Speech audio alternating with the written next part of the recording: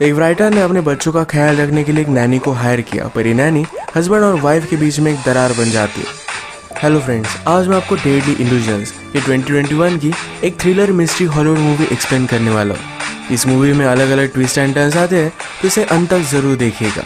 तो बिना किसी देरी के एक्सप्लेनेशन स्टार्ट करते हैं। मूवी स्टार्ट होती है और हम हमारे मेन कैरेक्टर मैरी को देख सकते हैं। मैरी एक बहुत ही फेमस राइटर थी और बहुत साल हो चुके हैं उसने कुछ भी राइट नहीं किया था। वो अपनी फैमिली को टाइम देना चाहती थी। इसमें उसका हस्बैंड, एक बेटा और एक बेटी है। उसे लगता है कि जब वो राइट करती है तो वो अलग पर्सन बन जाती है जो वो फिर से नहीं बनना चाहती, तो इसी वजह से राइटिंग से डर रही थी। पर एक दिन उसके पब्लिशिंग हाउस से कुछ लोग उसे मिलने के लिए आए।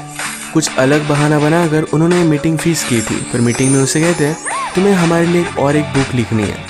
उन्होंने उसे इसकी ऑफ़र दी, पर मैरी इस ऑफ़र को देखती भी नहीं। वो इन पर गुस्सा हो गई और वहाँ से चली जाती है। जाते जाते पब्लिशिंग कंपनी के लिए काम करने वाली लेडी उसे कह कर गई, ये जो सारी चीज़ें हैं ये हमारी वजह से तुम्हें मिली, तुम शायद तुम्हारे स्ट्रगल्स भूल रही हो। मैरी उस पर भी गुस्सा हो गई, पर इस बात को इग्नोर कर देती है। रात में मैरी का हस्बैंड टॉम घर पर आया। उस ऑफ़र को देखता है। ये $2 मिलियन की थी। इतने सारे पैसे मैरी ने पूरी बुक्स लिखकर भी नहीं कमाए थे। इस बात से वो बहुत ही ज़्यादा सरप्राइज्ड हो गया। वो मैरी से कहता है कि तुम्हें इसे सीरियसली कंसीडर करना चाहिए। वो मैरी को कुछ डायरेक्टली बता नहीं पा रहा था, पर रात में उससे वो बात करता है। कहता है हमने जो पैसे सेव करके रखे थे उसमें से हाफ उसने वेस्ट कर दिए। ये पैसे उनके रिटायरमेंट के लिए थे। मैरी इस बात से डिस्टर्ब हो जाती है, पर अब उसे बुक लिखनी ही पड़ेगी क्योंकि उसके पास दूसरा कोई ऑप्शन नहीं है। अगले दिन मैरी अपने फ्रेंड इलीन के साथ स्पा में गई हुई थी। उसे सारी प्रॉब्लम बता रही थी। मैरी अपने बच्चों के लिए वरी करती है कि अगर वो बुक लिखेगी तो अलग पर्सन बन जाती है, अपने बच्चों का अच्छे से ख्याल नहीं रख पाएगी। इलीन ने कहा कि उनका ख्याल रखने के लिए तुम एक लड़की हायर कर सकती हो। मैरी को बात पहले सही नहीं लगती, पर फिर भी उसे वो ट्राई करती है। अलग अलग लड़कियों का उसने इंटरव्यू लिया। फिर लास्ट में ग्रेस आई। मैरी कॉफ़ी बनाने के लिए गई, तभी ग्रेस कुछ पढ़ रही थी। मैरी को बात बहुत अच्छी लगती है। उसे लगता है कि अगर उसके बच्चे ग्रेस को बुक्स पढ़ता हुआ देखें तो वो भी बुक्स पढ़ सकते हैं। इन्होंने फिर बुक्स को लेकर डिस्कशन किया और मैरी को ग्रेस बहुत अच्छी लगी थी। थोड़ी देर में यहाँ बच्चे भी आ गए। ग्रेस उनके साथ बहुत ही अच्छे से बात करती है। ग्रेस ने घर में मैरी की बुक देखी और ये देखकर वो बहुत ही एक्साइटेड हो गई कि वो एक्चुअल राइटर के घर में है। ग्रेस का सारा बिहेवियर देखकर मैरी उसे हायर कर लेती है। एक दिन बच्चे स्विमिंग पूल में खेलने की जिद कर रहे थे, पर ग्रेस ने अपने कपड़े लाए नहीं थे। मैरी ने फिर अपनी यंग एज का स्विम सूट उसे दे दिया। मैरी की फ्रेंड इलेन भी यहाँ आई हुई थी। उसे कहती है तुम ज़रा इसे सावधान रहना, तुम्हारा हस्बैंड और इसके बीच में कुछ भी हो सकता है।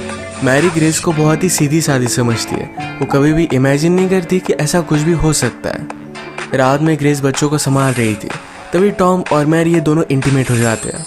बच्चों को संभालते संभालते इन दोनों को इतना टाइम मिलता नहीं था। ये दोनों ग्रेस पर खुश थे। नेक्स्ट डे फिर मैरी ने अपना बुक लिखना स्टार्ट कर दिया था। एक दिन मैरी के पैर पर चोट आ गई। ग्रेस उसे हेल्प कर रही थी तो उसकी इनरवेयर को उसने नोटिस किया। मैरी कहती है चलो हम तुम्हारे लिए शॉपिंग के लिए चलते हैं। वो उसके साथ चेंजिंग रूम में थी। ग्रेस की बॉडी देखकर मैरी को लगता है कि जब वो यंग थी उसकी बॉडी भी इसी तरीके से थी। अब वो अपनी यंग बॉडी को मिस करती है। ग्रेस ने मैरी के हाथ लिए और अपने आप पर रखे। वो कहती है तुम फील कर पाओ, इसीलिए मैंने ये किया। वो क्लियरली उसके साथ फ्लर्ट कर रही थी। इसके बाद मैरी की जो अपनी बॉडी को लेकर इनसिक्योरिटी थी, यही बात वो टॉम को बताती है। वो उससे पूछती है क्या तुम्हें लगता है मुझे प्लास्टिक सर्जरी करनी चाहिए। टॉम कहता है कि ऐसा कुछ भी करने की ज़रूरत नहीं है। तुम पहले जितनी ब्यूटीफुल थी अब भी उतनी ही ब्यूटीफुल हो। तुम्हारा माइंड, तुम्हारा इंटेलिजेंस, ये सारी चीज़ें मुझे तुम में बहुत अच्छी लगती है। मैरी अपने बुक के कैरेक्टर्स को लेकर बहुत ही कंफ्यूज थी। उसे वो कैसे होने चाहिए ये समझ में आ नहीं रहा था। यही बात सोचते सोचते उसने घर में ग्रेस को नोटिस किया। उसी पर वो अपना कैरेक्टर बेस्ड कर देती है। एक दिन उसके पब्लिशिंग हाउस से कुछ लोग उसे मिलने के लिए आए। उसके बुक्स के लिए वो आइडिया उसे दे रहे थे। तभी मैरी हमेशा ग्रेस के बारे में सोच रही थी। अगले दिन मैरी अपने फ्रेंड इलीन के साथ बात करती है। कहती है ग्रेस को मैं पहले बहुत ही अलग समझती थी, पर अचानक से वो उससे बहुत ही ज़्यादा अट्रैक्टेड होने लग चुकी है। पहले उसे ऐसा कुछ भी नहीं लगता था। इलीन ने उसे कहा कि ये जो तुम्हें एनर्जी महसूस हो रही है ये तुम अपनी राइटिंग में यूज़ कर सकते हो। मैरी और टॉम एक ग्रेस से बहुत ही खुश थे, उसे फुल टाइम अब रख लेते हैं। एक रात ये दोनों एक पार्टी पर गए। इलीन का हस्बैंड मैरी से कहता है तुम्हारी 4th बुक बहुत ही अच्छी थी, तुम्हें उस तरीके से फिर से राइट करना चाहिए। मैरी कहती है जब मैंने उस बुक को लिखा था तो मेरी लाइफ में मैं बहुत ही डार्क प्लेस पे थी। वो फिर से उस प्लेस पर नहीं जाना चाहती। एलिन का हस्बैंड कहता है शायद वही डार्कनेस एक राइटर को आर्टिस्ट बनाता है। अगले दिन मैरी अपने स्विमिंग पूल के पास हैंग आउट कर रही थी। वो ग्रेस को उसे मसाज करने के लिए कहती है। उसे बहुत अच्छा लगा तो स्विमिंग पूल में कूद गई। उसने ग्रेस को भी अपने पास आने के लिए कहा। ये दोनों एंजॉय कर रहे थे। बाहर आने के बाद दोनों ड्रंक हो जाते हैं। ग्रेस मैरी से कहती है कि कभी भी मैंने लाइफ में इसे फैमिली की तरह फील नहीं किया था। आपके साथ मुझे बहुत अच्छा लगता है। मैरी भी उसे सहारा देती है, कहती है तुम्हारी वजह से मैं कुछ लिख पाई। इसके बाद मैरी जब उठी तो ग्रेस उसके साथ सोई हुई थी। उसे लगता है कि दोनों इंटीमेट हो गए। मैरी पहले जब भी राइट करती थी तो क्या रियल क्या नहीं इसके बारे में डिस्टिंग्विश नहीं कर पाती। तो उसे पता नहीं कि वो ग्रेस के साथ इंटीमेट हुई भी या नहीं। नेक्स्ट डे ये सब मैरी के बच्चों का प्ले देखने के लिए गए। यहाँ पर मैरी ने ग्रेस से बात की। उसे कहती है कल जो भी हुआ ये फिर से नहीं होना चाहिए, हम इसके बारे में बात भी नहीं करेंगे। ग्रेस कहती है कि कल कुछ भी नहीं हुआ। मैरी को लगता है कि ग्रेस उसकी बात समझ गई। मैरी अभी ग्रेस को अपने दिमाग से निकाल नहीं पा रही थी। एक दिन वो बात लेते हुए इमेजिन करती है ग्रेस उसके पास आई, उसे प्लीज कर रही है। मैरी का बुक का काम और भी ज़्यादा बढ़ चुका था। उसे बच्चे डिस्टर्ब ना करें, इसीलिए टॉम बच्चों और ग्रेस को लेकर लंच के लिए बाहर आ गया। ये बात एलिन नोटिस करती है। उसे लगता है कि शायद टॉम और ग्रेस के बीच में कुछ अफेयर है। टॉम को आज लंच करते हुए ग्रेस बहुत ही अलग लगती है। वो हमेशा शर्मीली होती है पर आज बहुत ही ज़्यादा कॉन्फिडेंट है। वो जानबूझकर टॉम को रिझाने की कोशिश कर रही थी और यह भी वर्क कर रहा था। वो उसे कहता है कि आज तुम बहुत ही अलग लग रही हो, एक ग्रोन वुमन की तरह। फाइनली मैरी ने अपनी बुक कंप्लीट कर ली थी। इसे सेलिब्रेट करने के लिए वो ग्रेस को अपने साथ एक लेक पर लेकर जाती है। यहाँ पर वो ड्रिंक वगैरह कर सेलिब्रेट करते हैं। ग्रेस मैरी को किस करने लगी। मैरी ने उसे रोक लिया। वो कहती है ये सब करना बहुत गलत है। मैं जब तुम्हें देखती हूँ तो अपने आप को पाती हूँ। तुम बहुत परफेक्ट हो पर हम ये सब नहीं कर सकते। जब वो घर जाने के लिए फिर से अपने बाइसिकल के पास आए तो किसी ने टायर को पंचर कर दिया था। रात में लेट घर पर पहुंचते तो एलिन और टॉम बात कर रहे थे। मैरी ने उसे पूछा कि तुम यहाँ क्यों हो।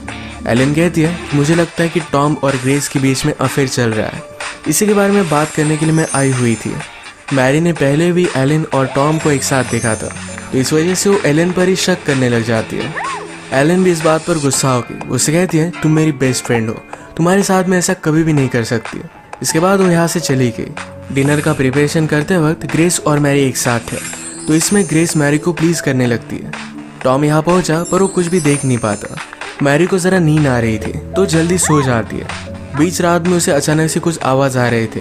वो देखने के लिए गई तो ग्रेस और टॉम इंटीमेट हो रहे थे। ग्रेस से नोटिस करती है पर टॉम को कहती है उसने स्लीपिंग पिल्स ली हुई है। वो जब उठेगी तो उसे कुछ भी याद नहीं रहेगा। उठने पर मैरी को सब कुछ याद था। वो देखती है कि ग्रेस उसकी फैमिली के साथ डिनर कर रही थी। इस बात पर वो बहुत ज़्यादा गुस्सा हो गई। उसने ग्रेस को बाहर निकाल दिया। रात में वो टॉम से फाइट करती, कहती है मैंने इस फैमिली के लिए सब कुछ सैक्रिफाइस कर दिया, मेरे करियर को भी छोड़ दिया, पर मुझे इसके बदले में क्या मिला? तुम मुझ पर चीट कर रहे हो। टॉम कहता है कि ऐसा कुछ भी नहीं हुआ था, ये सिर्फ तुम्हारा एक सपना था। अगले दिन मैरी ने ग्रेस को जिस एजेंसी से अपॉइंट किया था वहाँ पर कॉल लगाया। वहाँ से उसे पता चलता है कि उनकी एजेंसी में ग्रेस नाम की कोई भी लड़की काम नहीं करती। मैरी बहुत ही ज़्यादा सस्पिशियस हो गई। अब ग्रेस के बारे में और भी इंफॉर्मेशन निकालने के लिए निकल पड़ती है। ग्रेस जो बुक पढ़ रही थी उसी बुक की इंक्वायरी उसने लाइब्रेरी में की। इस बुक को किसी और ने पढ़ने के लिए नहीं लिया था, पर मैरी को अब ग्रेस का रियल नेम पता चल गया। अब वो कंफर्म हो चुकी थी कि ग्रेस में कुछ ना कुछ तो गलत है। इसी के बारे में बात करने के लिए वो एलिन के पास गई, पर डायरेक्टली एलिन का मर्डर हुआ हम देख सकते हैं। मैरी ने पुलिस को कॉल किया, पर पुलिस का प्राइम सस्पेक्ट मैरी ही बन जाती है, क्योंकि जिस नाइफ से एलिन का मर्डर किया था उस नाइफ पर मैरी के फिंगरप्रिंट्स थे। सीसीटीवी कैमरे में मैरी की तरह ड्रेसअप की हुई एक लड़की वहां पर गई हुई थी। मैरी कहती कि इस कैमरे में कोई भी हो सकता है। उसे बचाने के लिए टॉम वहां पर लॉयर के साथ पहुंच गया। मैरी को अब लग रहा था कि ये सारी चीजें ग्रेस ने की, क्योंकि कल रात ही एलिन ने उस पर शक किया था। मैरी के पास ग्रेस का रियल एड्रेस था। डायरेक्टली उसके घर पर पहुंच गई। घर पर वो ग्रेस के फॉस्टर मॉम से मिलती है। उसने उससे कहा कि वो जब छोटी थी तब उसके पेरेंट्स ने उसे बहुत अब्यूज किया था, इसके लिए वो जेल में भी गए थे। मैरी यहाँ पर नोटिस करती है कि लेडी अलग अलग आवाज में बात कर रही थी, यानी कि उसे स्प्लिट पर्सनैलिटी डिसऑर्डर था। ये देखकर मैरी जल्दी से वहां से निकल जाती है। उसने घर पर टॉम को कॉल लगाया कि ग्रेस को घर में आने मत दो, वो बहुत ही डेंजरस है, पर ग्रेस ऑलरेडी घर में थी। टॉम जब शावर में था तो मैरी की तरह कपड़े पहनकर ग्रेस उसके पास आती है। इसका मतलब है एलियन का मर्डर उसने ही किया था। अब वो टॉम के साथ इंटीमेट होना चाहती थी, पर टॉम उसे कहता है कि मैं अब कोई भी गेम्स नहीं खेलना चाहता। उसका उसके साथ होना एक गलती थी। ग्रेस ने उसे सीड्यूस किया था। ये बात सुनकर ग्रेस बहुत ज़्यादा गुस्सा हो गई। वो टॉम पर चाकू से बहुत सारे वार कर देती है। वो उसे मार ही देती है, तब तक मैरी वहाँ पर पहुँच गई। ग्रेस जल्दी से कपड़े बदल कर मैरी के सामने आई। मैरी ने टॉम के बारे में पूछा तो कहती है कि टॉम शावर ले रहा है, तुम वहाँ पर मत जाओ। मैरी को सस्पिशियस लगा और वो वहाँ पर पहुंची तो टॉम ब्लीड कर रहा था। ग्रेस फिर से अपने हाथ में चाकू ले लेती है, पर वो अपने आप को कंट्रोल कर रही थी। वो भी अलग अलग दो आवाज़ में बात करती है। ग्रेस की भी दो पर्सनैलिटीज़ थी। अपने आप को प्रोटेक्ट करने के लिए एक डेंजर सी पर्सनैलिटी उसने डेवलप की थी। उसकी एक पर्सनैलिटी उसे बोल रही थी कि इन दोनों को मार डाले, पर एक्चुअल ग्रेस उसे रोक रही थी। ग्रेस अपने आप